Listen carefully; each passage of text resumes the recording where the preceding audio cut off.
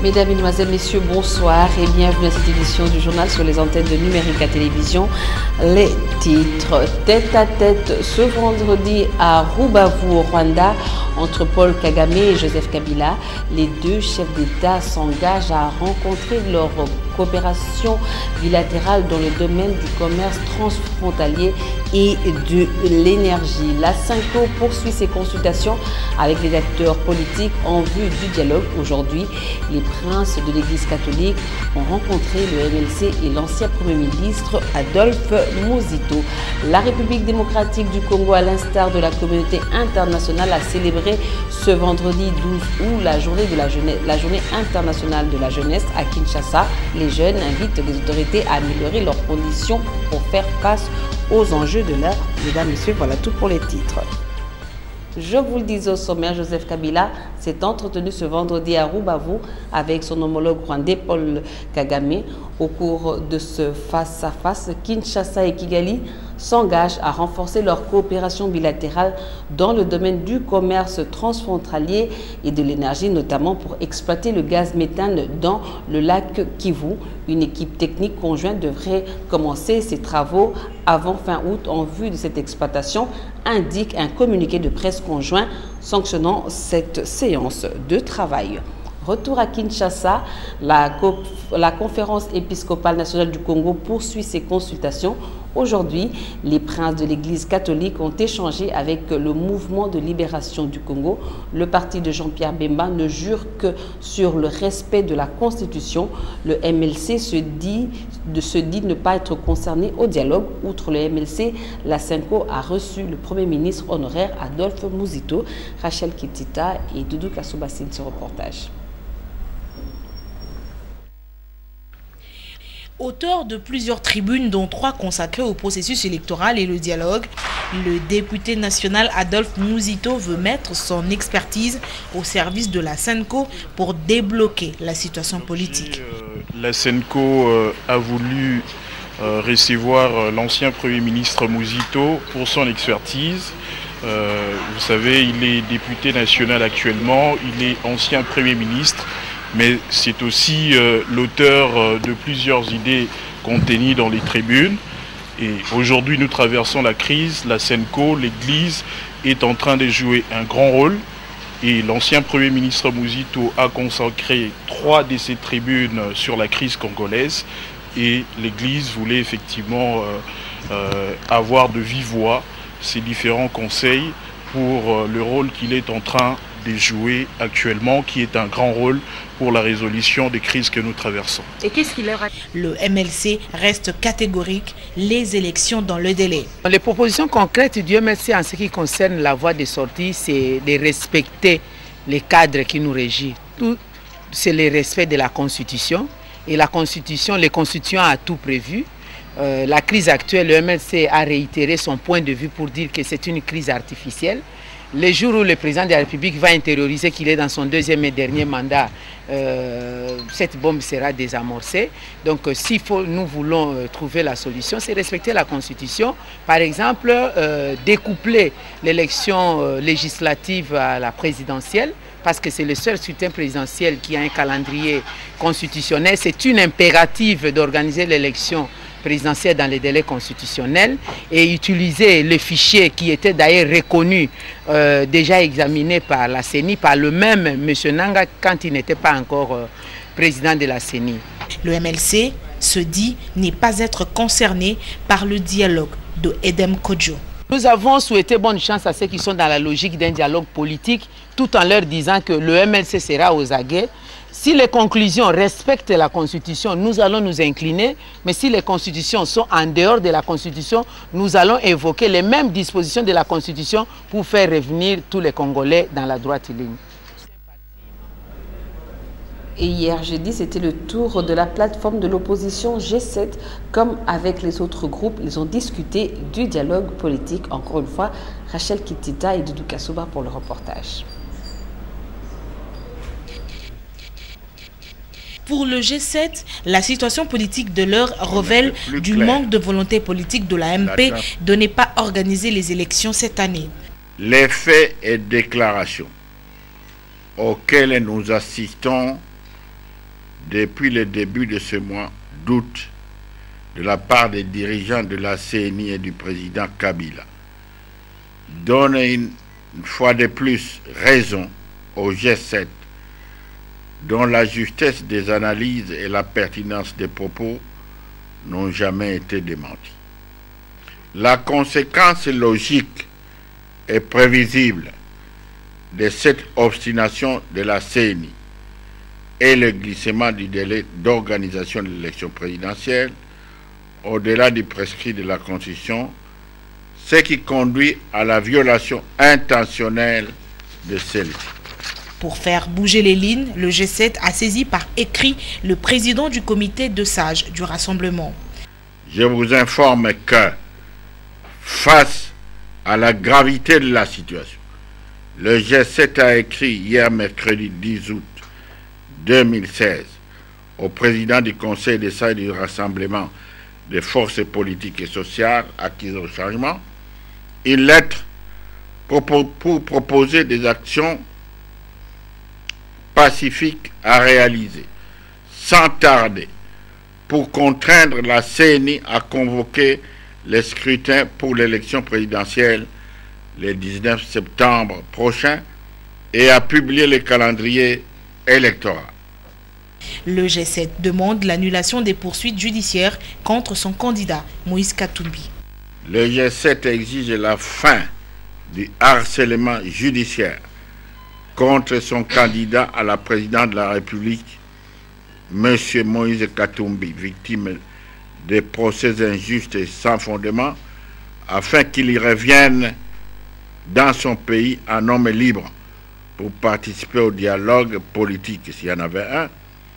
Le G7 demande aussi, avec insistance, la dissolution sans condition des doublons de ces partis membres montés par le pouvoir pour les laminer. Je le disais en ouverture, célébration de la journée internationale de la jeunesse ce vendredi 12 août. Thème retenu, éliminer la pauvreté et parvenir à des modes de consommation et de production durables. Cette année, la journée est centrée sur la réalisation du programme de développement durable à l'horizon 2030. Elle met l'accent sur le rôle de premier plan des jeunes pour assurer l'élimination de la pauvreté et la réalisation du développement durable par le biais de la consommation et de la production durable et l'engagement civique des jeunes. C'est le thème national de cette journée de la jeunesse. Thème résumant le mémo du Conseil national de la jeunesse de la RDC remis au ministre de la Jeunesse, Sport et Loisirs. Pour Denis Kambaye, c'est une journée de réveil pour les jeunes. Et on va se rendre à présent dans les rues de la capitale pour savoir les attentes des jeunes Congolais à l'occasion de la célébration de ces journées. Certains jeunes invitent les autorités à mettre en place une politique qui favorise le développement de la jeunesse congolaise.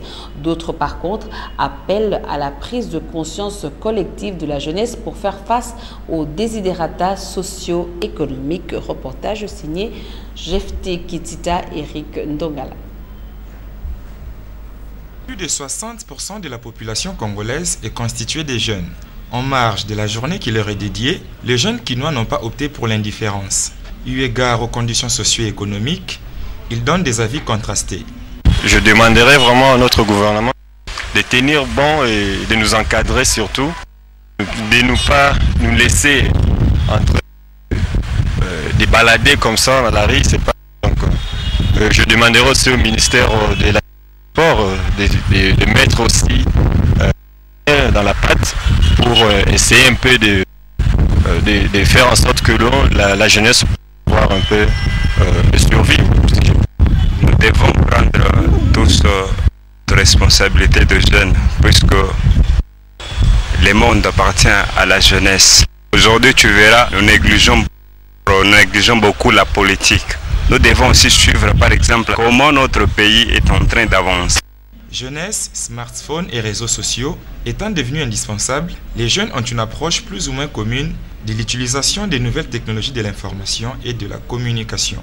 Oui, c'est la modernisation, donc on ne peut pas retourner en arrière. C'est ce que la technologie moderne, donc c'est aussi, ça nous permet aussi de se communiquer facilement. Je suis sur Facebook, qu'il y a certains qui ne sont pas intéressés, ils ont Gmail, ils ont Yahoo et ça leur suffit. Mais il y a d'autres qui trouvent que non, c'est mieux de communiquer avec quelqu'un que tu as vu il y a longtemps, que tu peux encore revoir sur Facebook et facilement vous pouvez encore reprendre les causeries, les échanges. C'est question de conscience. Lorsque toi tu utilises par exemple le net, tu dois savoir que sur le net, qu'est-ce que je suis en train de faire. Peu connue du grand public, la Journée internationale de la jeunesse demeure encore l'ombre des journées internationales célèbres, à l'instar du 8 mars connu de tous. D'une célébration à une autre, dans le cadre de la célébration, cette fois-ci de la Journée internationale de la femme africaine, la JIFA RDC, en collaboration avec ONU Femmes, a organisé une cérémonie de remise de prix honorifiques aux hommes et aux femmes qui militent pour l'émancipation et l'autonomisation de la femme. Parmi les lauréats figure la première dame Olive Lembe Kabila. Reportage. Souvent passée sous silence, la Journée internationale de la femme africaine est célébrée le 31 juillet de chaque année. Cette année, la République démocratique du Congo a tenu à la célébrer avec faste. Pour preuve, cette cérémonie de remise de prix honorifiques aux hommes et aux femmes qui militent pour l'autonomisation de la femme. C'est un signal fort de reconnaissance, affirment les organisateurs. Ce sera un cadre qui nous offrira, certes, l'opportunité d'évaluer le progrès réalisé dans ce domaine pour promouvoir et créer ensemble un mouvement féminin dynamique et fort. Ce mouvement bénéficiera ainsi de l'appui de nos différents partenaires, comme c'était le cas cette année avec ONU Femmes, que je remercie de manière particulière. Motif de satisfaction et de motivation pour fournir plus d'efforts dans la lutte de la parité homme-femme, disent les lauréates. Je retiens que c'est aussi une façon pour les femmes de nous demander de faire encore davantage. Les femmes se sont suffisamment battues, elles ont beaucoup lutté. Et à ce stade, ce sont les hommes qui doivent évoluer. Je crois que c'est une très belle manifestation qui a récompensé les femmes, mais aussi tous les hommes qui travaillent pour les femmes et qui combattent pour les femmes. Donc je crois que c'était un peu ça qui est exceptionnel, parce qu'en général, quand on récompense les femmes, on récompense que les femmes et on oublie souvent qu'il y a les hommes genrés à côté d'elles. Donc je pense que c'est une très belle occasion et que les femmes ont été primées dans beaucoup de catégories différentes. Je pense vraiment que nous devons être fiers du travail des femmes. La cérémonie de remise de prix JIFA sera organisée annuellement. Autre chose, les travaux de la construction d'un dallo à 2 pertuis sur le boulevard du 30 juin vers le rond-point Sosimat se poursuivent normalement. Actuellement, l'entreprise chinoise commise à l'exécution de ces travaux s'emploie à construire les dallos à béton. L'objectif de ces travaux est notamment de rendre la circulation fluide dans cette partie de la capitale. Hermine vous, Eric Ndongala, on fait le constat. De pelles mécaniques, de béton préfabriqué, des dallos, tout est mis en œuvre pour la construction de la buse en 2 bastions ou ouverture sur la rivière Gombe. Cet ouvrage va rendre la circulation fluide dans cette partie de la capitale.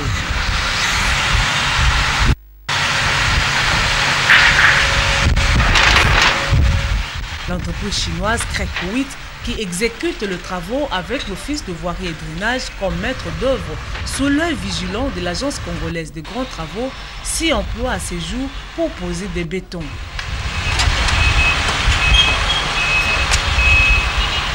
Il s'agit essentiellement de la construction d'un dallo à 2 pertuis en béton armé qui va s'étendre sur une longueur de 84 mètres. Alors, c'est pour remplacer la buse en acier qui était là avant, puisque cette buse a cédé parce qu'elle a normalement atteint sa limite en termes de durée de vie. Pour un bon déroulement des travaux, l'entreprise a fait la déviation de la rivière Gombe avec des buses en béton. Et pour une efficacité de l'ouvrage, l'entreprise prévoit des points de sortie qui seront construits à l'aide des moellons. Étant donné que les travaux doivent durer 60 jours, nous avons opté pour la technique des préfectures. Donc il y a des éléments en béton armé qui sont confectionnés de l'entreprise et qui sont ici sur les sites. Alors comme vous l'avez certainement dit, il s'agit maintenant de la pose du briquet. Alors il s'en suivra bien sûr le coulage d'un radier pour trouver ces éléments préfabriqués. Nous travaillons dans un milieu où il y a beaucoup d'eau. La nappe phréatique n'est pas loin. C'est la seule difficulté qui nous est, à laquelle nous sommes confrontés présentement. Dans l'entretemps, les usagers de la route sont obligés de dévier soit vers l'avenue de la Justice, soit vers le Prince de Liège, une façon de mettre de l'ordre et éviter des embouteillages. Encore un nouveau tabloïd dans le paysage médiatique congolais. Breaking Up est un hebdomadaire d'information générale qui se revendique pionnier de la nouvelle tendance en République démocratique du Congo. L'initiateur Kabeya Pindi Passi entend rompre avec plusieurs pratiques dans le domaine médiatique. Il s'agit notamment de rompre avec la ligne éditoriale, de casser les prix et la pagination. Le projet a été présenté devant les professionnels de médias ce vendredi. Félix Ilunga et Luc Yungo, reportage. Quel est l'apport de ce nouveau canard dans un environnement où la concurrence bat son plein? L'hebdomadaire d'appui aux vertus républicaines se donne l'ambition de révolutionner le monde des médias. Dans le lot de ces innovations, la rupture avec la ligne éditoriale, un prix pour toutes les bourses, un design adapté au temps, c'est-à-dire impression du journal en couleur et augmentation de la pagination. Le tirage moyen étant estimé à 200 ou 250 exemplaires par jour, l'initiateur des Breaking Up veut atteindre le cap de 17 000 exemplaires comme auparavant. Et quand vous voulez rompre, ça demande de la force pour rompre. Ça demande beaucoup d'énergie, n'est-ce pas? Et donc, nous avons mis les couleurs qui peuvent nous donner un peu d'agressivité, qui mentionnent que nous, effectivement, nous avons une détermination énorme par rapport à notre idéal, par rapport à nos aspirations. J'ai fait des études de marché depuis plusieurs mois et je suis arrivé à cette stratégie-là. J'ai trouvé que vendre le journal au prix où tout le monde l'achète aujourd'hui, ça élimine toute compétitivité. Autre motivation ayant milité à la création de ce journal sont notamment les ressources naturelles de la RDC. L'ancien président de l'UNPC explique que les médias ont un rôle déterminant à jouer à l'heure de l'internationalisation. Si nous sommes spécialisés, je pense que non. Mais cependant, nous sommes généralistes. Mais spécialisés, nous allons aborder des questions spécifiques dans chaque numéro. Nous allons faire un gros plan sur une question vraiment essentielle. Le promoteur des BU a en outre salué la constance du métier devant les vents et marées depuis la Rome antique. L'hebdomadaire d'information générale, avec un ancrage spécifique, entend se ranger à côté d'autres médias en vue d'aider la République démocratique du Congo à gagner le pari de puissance mondiale au siècle de la communication. Le premier numéro est attendu dans les tout prochains jours.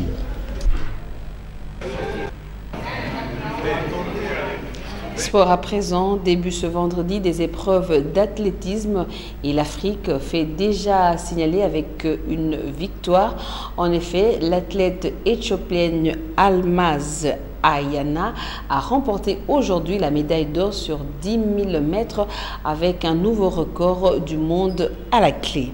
Le score encore, récemment à l'essai à Bursaspor en Turquie, Melchak Elia serait arrivé ce vendredi à Bruxelles en Belgique où il doit rencontrer les dirigeants d'un club du championnat belge. Le meilleur buteur du CHAN 2016 pourrait rejoindre cette formation en compagnie d'un autre de ses coéquipiers du tout-puissant Mazembe. Mesdames, Messieurs, place à présent à la revue de la presse. Les journaux parus ce vendredi dans la capitale ont été sélectionnés par Tapi Lutuno et commentés par Hermé Niouf. Revue de presse.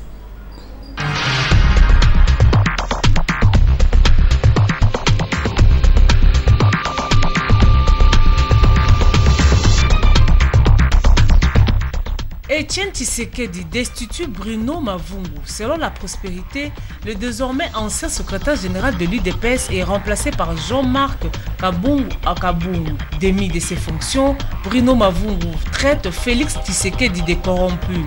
À en croire Forum des As, c'est une première fois qu'un secrétaire général s'en prend publiquement au fils biologique du président de l'UDPS. Avec ces derniers coups de balai, Géopolis Hebdo estime que Tshisekedi Wamulumba met fin à la fois au désordre et au bicéphalisme qui régnait au sein de certaines instances de son parti. L'objectif, ajoute le journal, c'est mettre en ordre de bataille en provision du dialogue politique inclusif qui se pointe à l'horizon. Justement, à propos du dialogue, les évêques catholiques à la rescousse de ce forum national.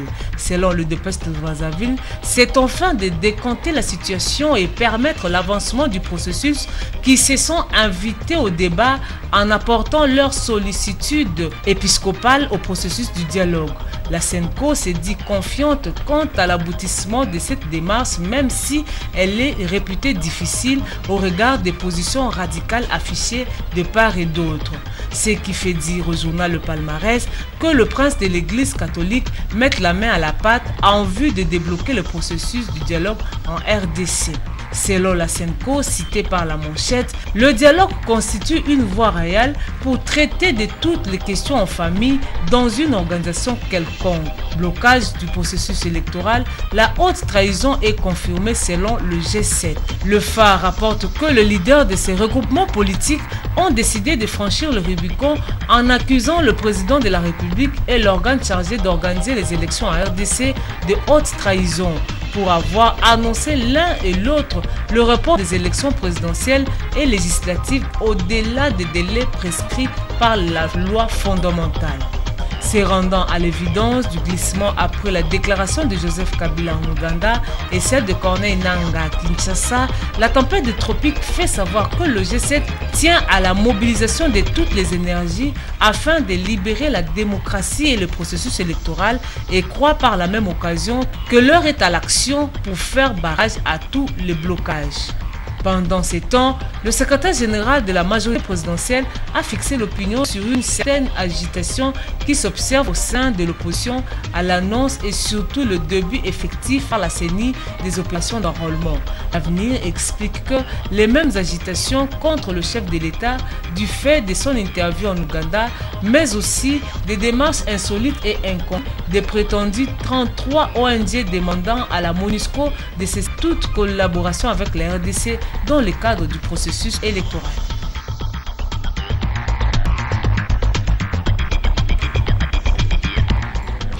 Les grands rendez-vous de ce soir sur Numérica Télévision. À suivre tout à l'heure à 20h20, l'émission spéciale Journée internationale de la jeunesse et à 21h15, l'émission de la chronique musicale sur Numérica Télévision, Jardin des Stars, présentée par Henriette Kajinga. Mesdames, Messieurs, c'est ici que nous bouclons cette édition du journal. Merci infiniment de l'avoir suivi. Je vous souhaite bonne suite de programme sur Numérica Télévision et je vous retrouve jeudi prochain, si Dieu le veut, pour la grande édition du journal télévisé à 19h. Au revoir.